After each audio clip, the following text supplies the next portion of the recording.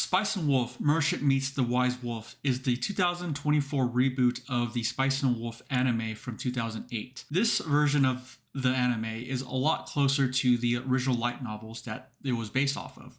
Before continuing any further, I will admit that I have not read the Spice and Wolf novels. However, I've been a very long fan of this franchise for a very long time, and I've even made a video on Spice and Wolf on this channel a while ago. So please check that out after this review. Without any further ado, let's continue.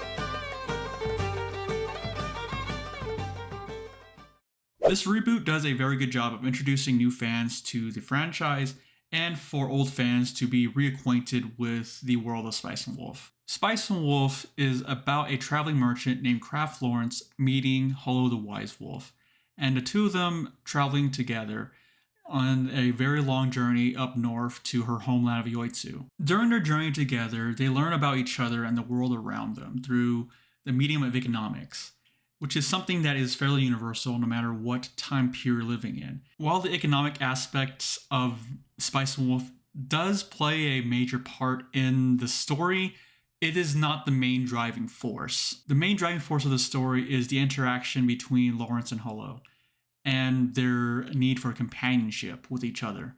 Companionship is a major theme in Spice and Wolf, and both the 2008 and this reboot does a very good job of conveying that theme. The 2008 anime introduces an original anime-only character named Chloe.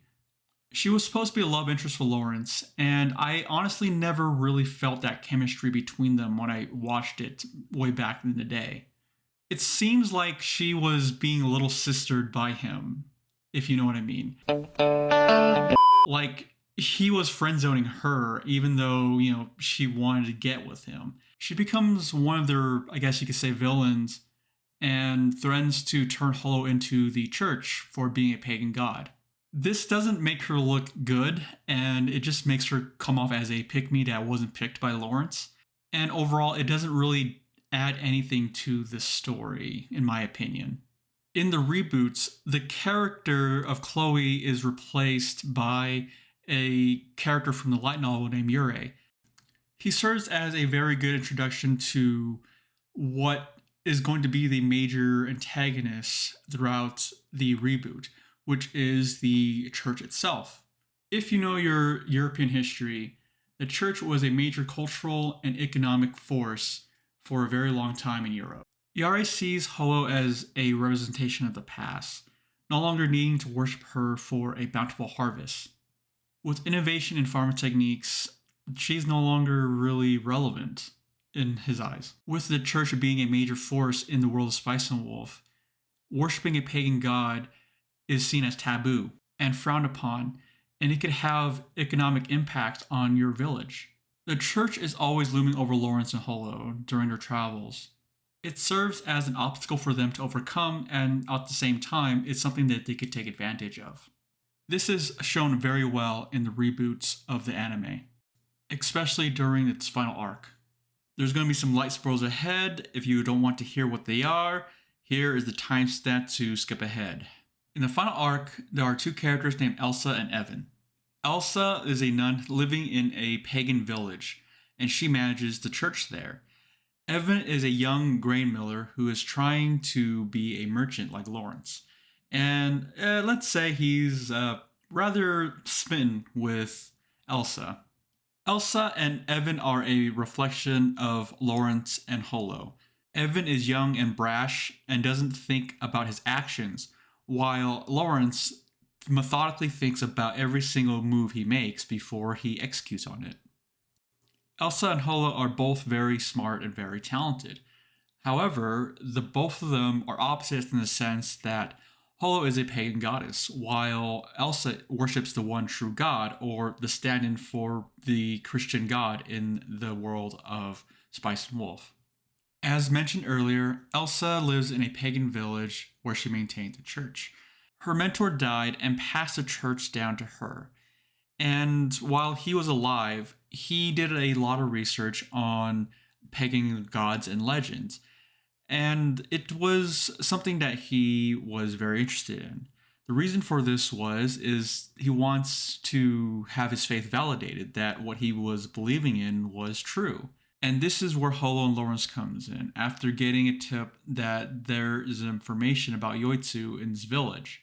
Elsa's faith in her god is put to the test after meeting Holo, who is a living incarnation of a pagan god. Her faith was further tested when a bishop from a large town nearby received a bad batch of wheat from this village.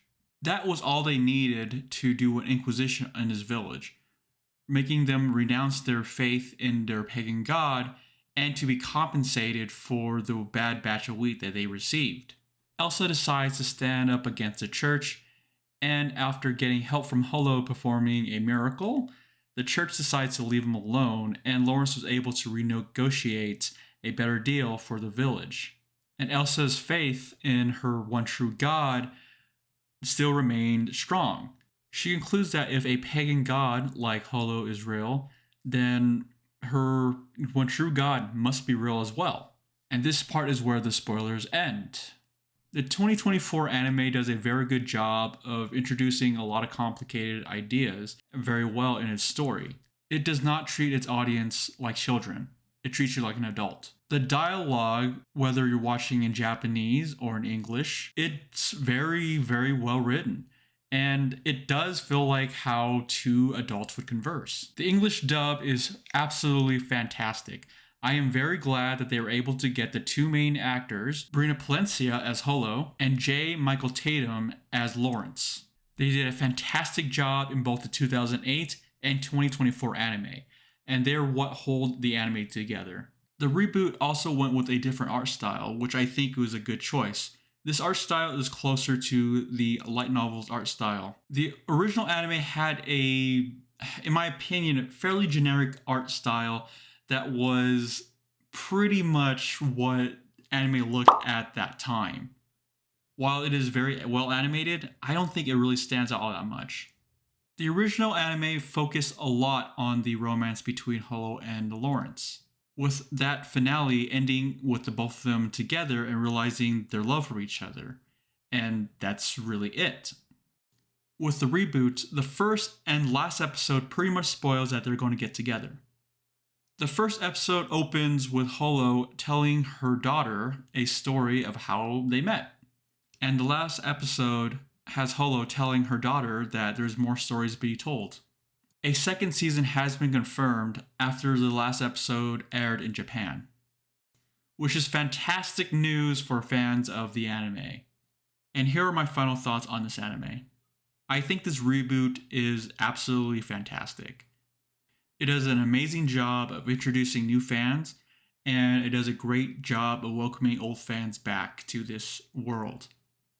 For my dub viewers, hearing Brina Palencia's voice as Holo again, it brings you back home, if that makes sense. And I think this is her best performance for any character that she's ever acted in. I cannot read these silly lines. Really? You can't read? There are far too many letters to memorize, and their combinations are both incomprehensible and ugly. Well, learning how to read can be difficult. So, just what does the ugly letter say? She knows this character well, and yeah, I was just very happy to have her back. There's a reason why Holo is considered to be a top-tier waifu for pretty much forever for those who care about that stuff. And I like to think that, her voice may or may not have an influence on that. Just saying. And if you can't already tell, this is an anime that I highly recommend.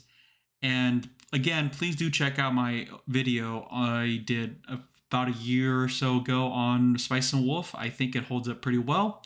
Please leave a comment below on what you think of this review. Your input will mean a lot. And I hope I didn't do too bad of a job. Yeah, I just leave their comments below, and that way I know what to improve on next time I do a review like this. Thank you for watching, and see you next time in the Adder Room.